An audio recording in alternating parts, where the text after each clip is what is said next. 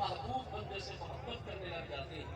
پھر اللہ پاک کا حکم ہوتا ہے نادے فی السماء، میرے پیارے جبریل آسمان اور تمام عالم عربی میں اعلان کر دیجئے ان اللہ لا یحب من عبادہ فلان ابن فلان فاحبوہ. اے آسمانوں پر موجود اللہ پاک کے پیارے فرشتوں، بے شک اللہ پاک اپنے بندوں میں سے فلاں بندے کے ساتھ محبت کر رہا ہے، تم تمام آسمان والے بھی اس سے محبت کرو. تمام کے تمام ملائکہ کرام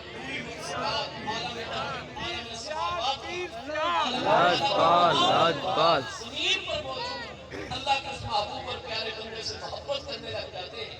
پھر اللہ پاک کا حکم ہوتا ہے میرے پیارے جبریل اہبط الی الارض، آپ زمین پر اتر جائیے. اور زمین کا مرکز آپ جانتے ہیں کہ بیت اللہ شریف ہے، خانہ کعبہ شریف ہے.